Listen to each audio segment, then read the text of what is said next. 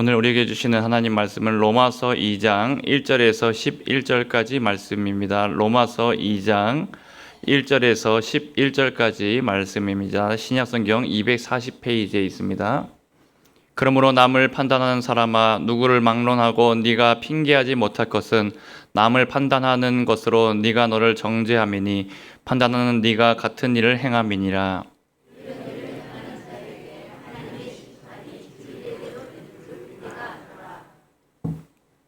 이런 일을 행하는 자를 판단하고도 같은 일을 행하는 사람아, 네가 하나님의 심판을 피할 줄로 생각하느냐?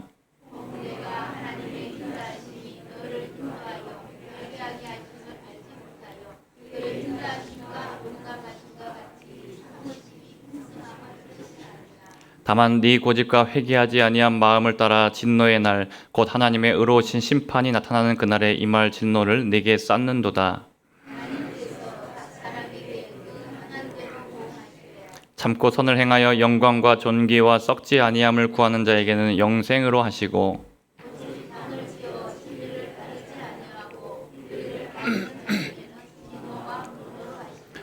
악을 행하는 각 사람의 영에는 환난과 곤고가 있으리니 먼저는 유대인에게요 그리고 헬라인에게며,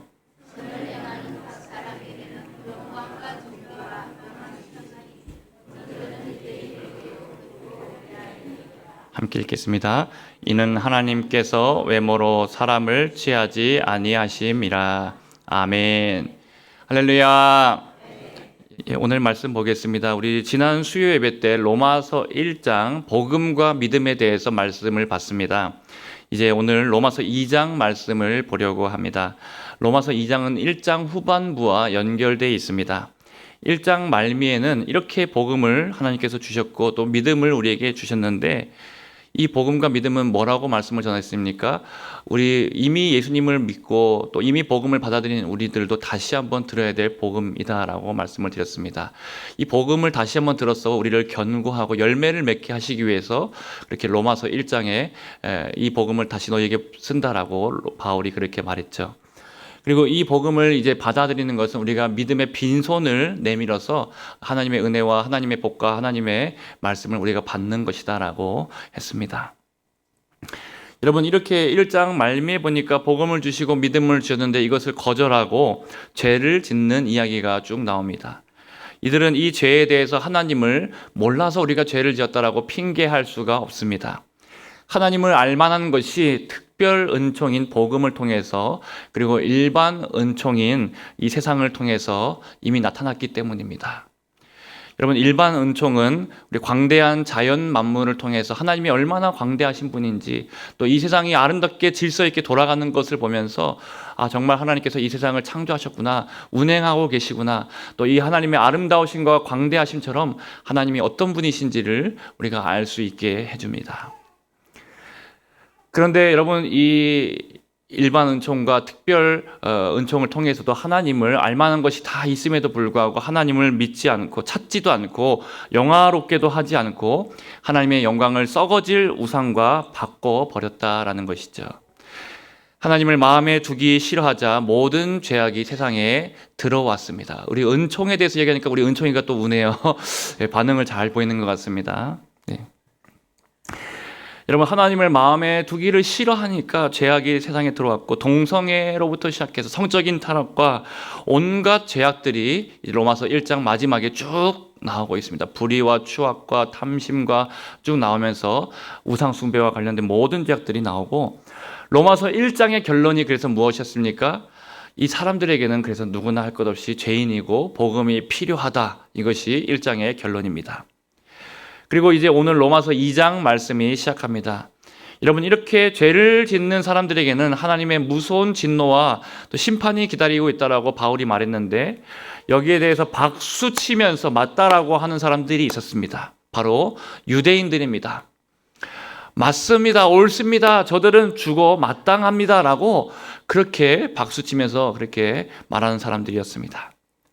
그런데 좀 이상하지 않습니까? 죄에 대한 하나님의 진노와 심판에 대해서 말하는데 자기 자신은 전혀 상관없는 것처럼 생각하고 다른 사람들을 율법을 가지고 판단하고 심판받아 마땅하다라고 그렇게 말했습니다. 자신들은 하나님의 택한 백성이고 율법을 가지고 지키고 있고, 그러니 우리들은 하나님의 심판을 받을 리가 없다. 이방인들을 향해서는 저들이 심판받아 마땅하다라고 그렇게 판단하고 있습니다. 그런데 그 내면을 들여다보면 어떻습니까? 똑같이 죄를 짓고 하나님 앞에서 정말 심판받아 마땅한 그런 모습들이 있습니다. 자기 자신은 보지 못하고 다른 사람을 가리켜서 판단하고 정죄하고 있습니다.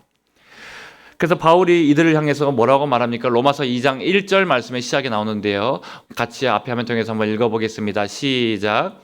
그러므로 남을 판단하는 사람아,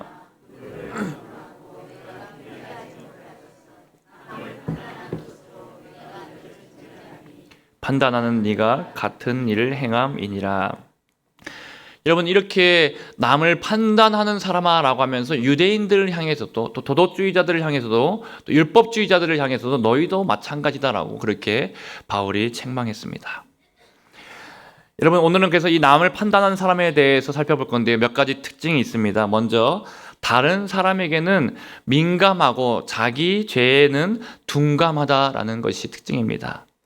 예를 들어서 유대인들이 이방인들을 바라보면서 이 이방인들의 죄는 잘 깨닫고 보면서 자신들의 죄는 잘 보지 못한다는 것이죠. 여러분, 사람은 하루에 최소한 5,000번에서 10,000번 정도 여러 가지 생각을 끊임없이 한다고 합니다. 그 많은 생각 중에서 좋지 않은 생각, 남을 판단하는 또 비판하는 생각들이 얼마나 많이 하겠습니까? 우리는 하루에도 수십 번 이상 판단하거나 또 다른 사람에 대해서 정죄하는 그런 생각들을 마음속에 할 때가 있습니다. 그런 우리가 늘 다른 사람을 판단하고 정죄하면서 정작 자신의 모습은 보지 못할 때가 있습니다. 어떤 교회에 철야 기도 시간에 모두 다 이제 기도를 해야 되는데 밤이 늦고 철야하다 보니까 피곤해서 잠들어 있는 모습들을 보면서 한 집사님이 이렇게 하나님께 기도했습니다. 하나님 아버지, 장로님이나 집사님이나 권사님 할 것 없이 다 졸고 있으시고 다 자고 있으니까 하나님 참 민망하시겠습니다. 이렇게 하나님 앞에 기도했다라고 합니다. 그러자 하나님께서 말씀하셨습니다. 그렇게 깨어서 남 흉이나 볼 거면 너도 얼른 자라. 이렇게 말씀하셨다라고 합니다. 여러분, 이처럼 우리는 다른 사람의 죄에 대해서는 판단을 잘 하지만 정작 나의 죄에 대해서는 둔감할 때가 많다라는 것이죠. 왜 상대방의 잘못이 잘 보일까요? 왜 자꾸 그 사람을 판단하게 될까요? 사실은 그 모습이 나에게 있는 모습이기 때문입니다. 내가 잘 알고 있는 내 잘못의 모습들을 다른 사람을 통해서도 잘 보기 때문입니다. 저 사람이 실수하고 연약한 모습들은 사실은 내가 잘 실수하는 부분이고 나의 연약할 때의 모습이라는 것이죠. 그러니 더 잘 눈에 들어오고 더 눈에 밟힌다라고 할 수 있습니다. 여러분, 그래서 마태복음의 산상수훈에서도 마태복음 7장에 이렇게 말씀합니다. 우리 앞에 화면 쪽에서 함께 읽어보겠습니다. 마태복음 7장 말씀 읽어보겠습니다. 시작. 어찌하여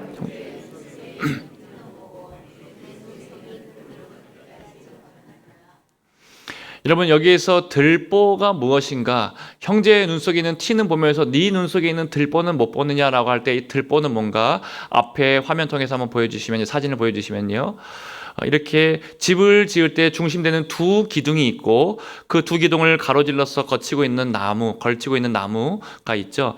이 가운데 있는 크고 두꺼운 목재가 바로 들보라고 합니다. 내 눈에 이렇게 큰 들보가 있으면서도 깨닫지 못하고 형제의 눈 속에 있는 아주 작은 티를 판단하고 또 비난하고 정죄하는 것을 가리켜서 그렇게 주님께서 책망하고 계신 것이죠. 여러분, 그런데 이 모습은 세상 밖의 모습이 아니라 세상 우리 교회 안에 또 공동체 안에서도 믿음이 좋다라고 하고 신앙생활을 열심히 한다고 하는 사람들 중에서도 남을 판단하고 비방하는 사람들이 사실은 많이 있습니다. 인터넷에 올라온 글 중에서 제가 보니까 이런 글을 본 적이 있습니다. 앞에 화면 통해서 보여주시면요, 새벽 기도에 한 번도 빠지지 않는 집사님의 눈길이 무섭습니다. 이 무슨 말인가 하면 뒤에 앉아서 이제 새벽 기도에 빠지지 않고 매 눈으로 누가 왔나 안 왔나, 장로님이 오셨나 안 오셨나, 권사님이 오셨나 안 오셨나, 집사님이 왔나 안 왔나, 이렇게 두리번거리고 있는 사람의 눈길이 무섭다라는 것이고요. 11조를 정확하게 꼬박꼬박 하는 신자의 눈길이 무섭습니다. 주보를 보면서 11조 했나 안 했나 보는 그 눈길이 무섭고, 40일 금식 기도를 다녀온 권사님의 눈길이 무섭다라고 하고요. 크고 건강한 교회를 다니는 성도가 무섭다라고 합니다. 큰 교회에서 또 건강하다라고 소문난 교회에서 신앙생활 하니까 나도 그런 줄 알고 착각하면서 다른 교회들, 작은 교회들을 무시하는 그런 성도들의 눈이 무섭고요. 신학 박사 학위를 받은 신학자가 무섭습니다. 신학으로 다 재단하는 것이죠. 성도 수가 제법 되는 교회 목사들이 무섭습니다. 그 권위를 가지고 잘못하면 그 권위를 잘못 휘두를 때 성찰을 주기 때문에 무섭다라는 글입니다. 여러분, 신앙생활을 열심히 하는 사람들 중에서 이렇게 다른 사람들을 판단하고 비판하는 사람들이 은근히 있습니다.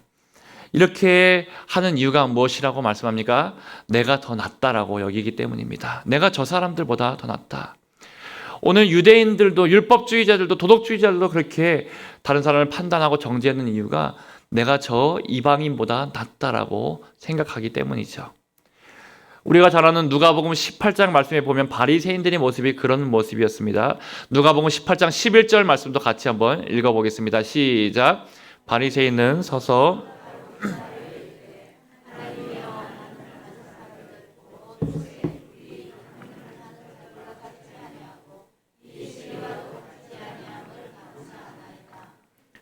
바리새인의 이 기도의 응년 중에 자신이 세리보다 낫다라고 그렇게 분명히 드러내고 있습니다. 나는 소망 없이 사는 저 죄인보다, 살인자나 폭력자나 알코올 중독자나 몸을 파는 여인보다 내가 낫다라고, 나는 저 세금을 걷는 세리보다 내가 낫다라고 그렇게 말합니다.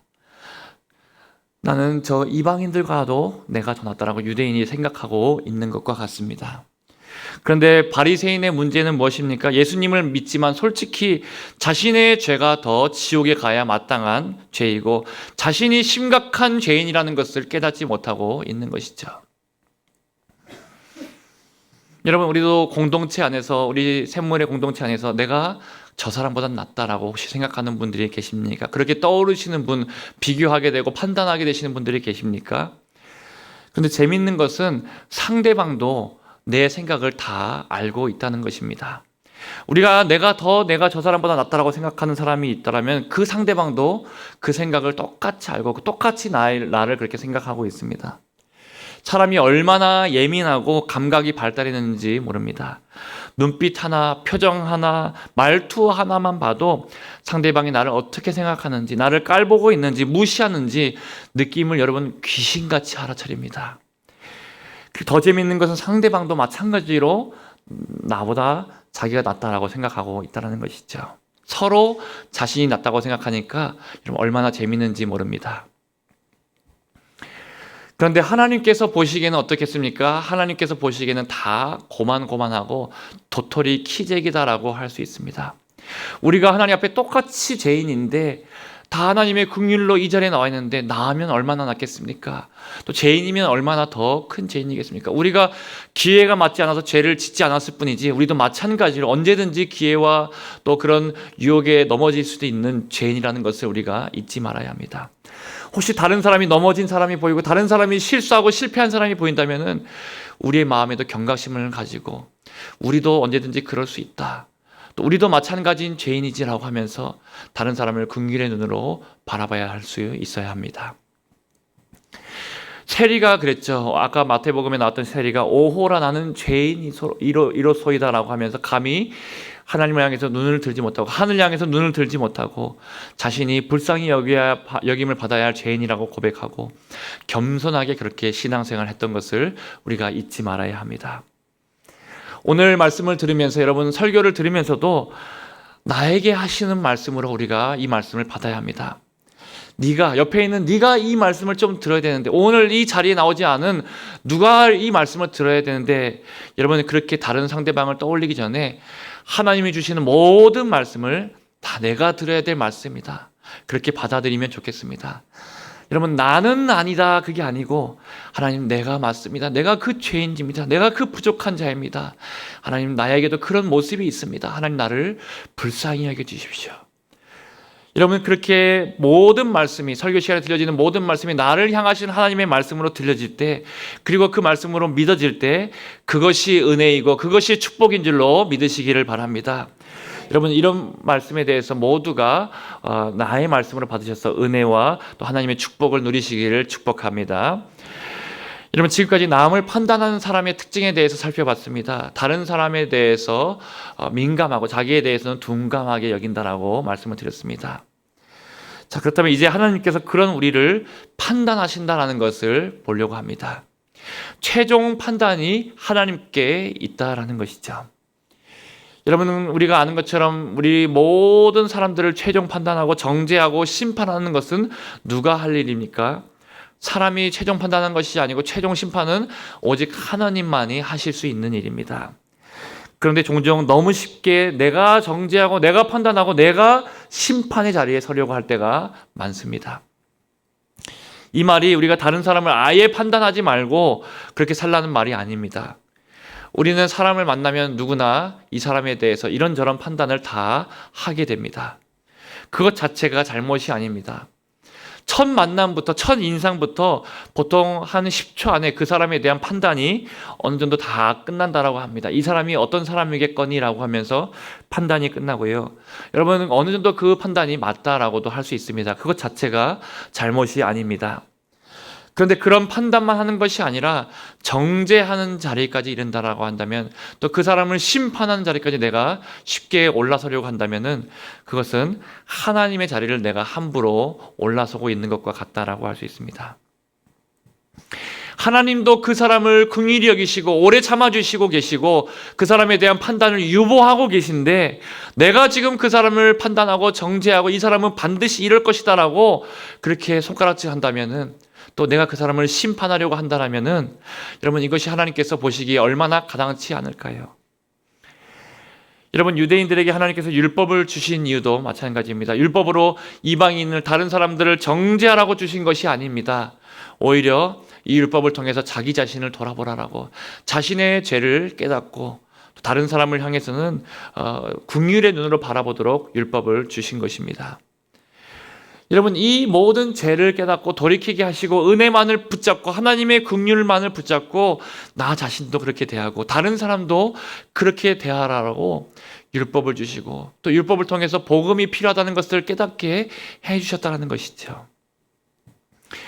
우리에게 은혜를 주신 것도 그 받은 은혜를 가지고 내가 긍휼히 여김을 받았으니까 다른 사람에게도 똑같이 대하라고 주신 것입니다.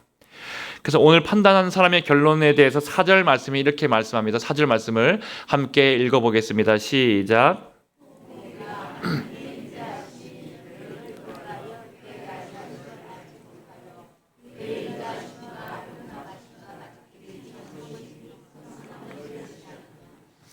남을 판단하기 전에 하나님께서 먼저 나를 얼마나 용납해 주셨고 참아 주셨는지, 그 인자하심과 긍휼이 얼마나 풍성한지를 생각해 보라는 것입니다. 그것을 멸시하지 말라라고 말하는 것이죠. 저 사람도 나랑 똑같이 하나님께서 피값 주시고 구원하신 사람이고 나랑 똑같이 긍휼히 여기시고 오래 참아주시는 사람이라는 것을 기억하면 똑같이 귀한 사람으로 대할 수 있다라는 것입니다. 여러분, 우리 아이들이 많이 모여서 놀고 있는 공원이나 그런 놀이터 같은 곳에 가보면은, 저도 가보니까 아빠 하고 누가 다급하게 부르면은 아빠들이 곳곳에서 다 고개를 돌리고 쳐다봅니다. 마치 자기 자식이 부른 게 아닌가 하는 마음으로 똑같이 다 쳐다봅니다. 내 아이인가? 혹시 내 아이가 아니더라도 같은 아빠의 마음으로 본다라는 것이죠. 밤에 좁은 동네 골목에서 지나가다가 강도를 만나거나 성추행을 당할 뻔한 그 여학생이 깜짝 놀라서 아빠라고 소리 지르면은 똑같은 마음으로 아빠들이 창문을 다 열어보면서 혹시 내 자식이 아닌가 그렇게 쳐다보고 똑같은 마음으로 그렇게 밖을 내다본다라고 합니다. 아빠의 마음으로 본능적으로 반응하고 같은 마음으로 그렇게 하는 것이죠. 이것을 이심전심이라고 그렇게 말할 수 있습니다. 같은 마음이라는 것이죠. 네 마음이나 내 마음이나 다 똑같은 마음 통한다라고 할 수 있습니다. 우리도 하나님 아버지의 긍휼과 사랑을 경험하면 할수록 그 마음을 가지고 아버지의 마음을 깨달아서 다른 지체들을 똑같은 마음으로 긍휼히 바라보게 됩니다. 하나님께서 지금 저 지체를 기다려 주시고 용납해 주시기 때문에 나도 똑같은 마음으로 기다리게 되고 용납해 주게 되고 긍휼히 여기게 됩니다. 아, 하나님이 얼마나 저 사람을 안타까워하실까, 얼마나 긍휼히 여기시면서 저 사람을 위해서 기도하라고 나에게 그 마음을 주시는지 깨닫는다는 것이죠. 이렇게 주님 앞에 나와서 주님의 마음을 깨닫고 또 주님의 그 마음으로 바라볼 때 우리도 똑같은 마음으로 대할 수 있습니다. 여러분, 사람이 성숙하는 과정에서 판단의 기준은 변한다라고 합니다. 어릴 때는 오직 자신에게 내 편이냐 다른 편이냐 그것 가지고 판단합니다. 내가 좋은 것, 내가 싫은 것, 그 기준을 가지고만 판단한다는 것이죠. 그런데 좀 더 잘하면 어떻게 합니까? 나에게 이익이 될 사람인지 손해가 될 사람인지에 따라서 내가 싫어하는 사람이라고 하더라도 나에게 이익을 끼칠 수 있는 사람이면 같은 편으로 받아들인다고 합니다. 좀 더 성숙하면 어떻게 됩니까? 옳고 그른 것을 가지고 기준이 되어서 서로를 판단합니다. 그런데 오늘 말씀에서 보니까 주님께서는 이 옳고 그름의 기준도 뛰어넘어서 더 높은 기준을 우리에게 말씀하시는 것입니다. 바로 주님의 사랑과 주님의 긍휼이 우리의 판단의 기준이 되어야 된다라고 하시죠. 예수님께서도 그래서 간음한 여인을 사람들이 돌로 치라라고 외칠 때 옳고 그름의 기준으로 한다면 마땅히 돌로 쳐야 되지요. 그런데 하나님께서 사랑으로 그 여인을 대하시지 않았습니까? 모든 사람들이 다 돌로 치려고 할 때 예수님만큼은 긍휼로 그 사람을 대하셨고 그 한 영혼을 구원하는 역사가 일어나게 되었습니다. 여러분, 옳고 그름만이 기준이 될 때 다툼과 분열이 일어납니다. 율법주의에 빠지기 시작하고요. 사랑이 없이 하는 모든 일들이 판단과 비판이 오히려 사람을 죽이는 자리로 몰아갑니다. 교회 안에서도 그런 일이 일어날 수 있고요. 세상에서도 지금 얼마나 마녀 사냥처럼 한 사람이 잘못하면은 끝까지 그 사람을 죽을 때까지 그렇게 몰아붙이는지 모릅니다. 여러분, 물론 우리가 진리와 관련된 일들 그리고 본질적으로 중요한 일들에 대해서는 하나님의 뜻을 구하면서 옳고 그름을 반드시 구해야 합니다. 그런데 우리가 싸우는 대부분의 일들, 특별히 교회 안에서 싸우는 대부분의 일들은 진리와 관련된 일들이 아니고 본질적인 일들이 아니고 부차적인 일들이 얼마나 많은지 모릅니다. 사실 별거 아닌 문제, 며칠 지나고 나면 까먹어버릴 문제, 그것 가지고 우리가 피 터지게 싸울 때가 많다라는 것이죠. 너무 따지지 말고 상대방에게는 둔감하게 그리고 나에게는 민감하게 이렇게 대할 때가 필요합니다. 여러분, 말씀을 이제 마무리하면서 온 인류를 구원하신 예수님의 십자가의 사건이야말로 옳고 그름을 뛰어넘은 그런 사건이었다라고 할 수 있습니다. 여러분, 우리가 다른 사람을 판단하면서 아니 왜 저럴까라는 생각이 들고 자꾸 속으로 비판이 들려고 할 때 예수님께서 우리에게 오셔서 우리를 판단하지 않으시고 정죄하지 않으시고 우리와 한 몸이 되셔서 십자가를 통해서 한 몸을 이루셨다는 것을 기억해 보십시오. 예수님께서 우리와 한 몸이 되셨을 때 얼마나 고통스러우실까요? 얼마나 불편하실까요? 지금도 죄악투성이고 실패하고 실수하고 있는 우리들을 보시면서 오래 참으시면서 얼마나 답답하시고 그런 우리를 끌어안고 가시는 것이 얼마나 괴로우실까요? 우리도 다른 사람을 내 몸처럼 받아들이는 것이 어렵지만 감사하면서 또 감내해야 하는 이유가 여기에 있는 것이죠. 이제 우리 교회 안에서, 가정 안에서, 그리고 세상 속에서 판단의 눈빛이 아니라, 정죄의 눈빛이 아니라, 저 사람이 옳고 또 틀렸다라고 그 기준으로만 바라보는 것이 아니라 그것을 뛰어넘는 하나님의 긍휼의 눈빛으로, 사랑의 눈빛으로 우리가 서로를 바라볼 수 있기를 축복합니다. 여러분, 그렇게 아름다운 공동체를 세워보시기를 축복합니다. 물론 여러분, 오늘 말씀 마치고 기도하고 집에 가면 바로 또 실패할 수도 있습니다. 또 내일 또 까먹고 내일 기도의 자리가 끝나고 나면 또 세상에서 금방 잊어버리고 실패할 때가 더 많을 것입니다. 그런데 여러분, 원래 중요한 것은, 귀한 것은 쉽게 되는 것이 없습니다. 실패 없이 이루어지는 것은 없습니다. 우리가 그 날을 바라보면서 될 때까지 기도하고 또 인내하면서 나도 그렇게 세워져 가고 우리 공동체도 그렇게 아름답게 세울 수 있는 그런 복된 저와 여러분들 다 되시기를 주님의 이름으로 축복합니다.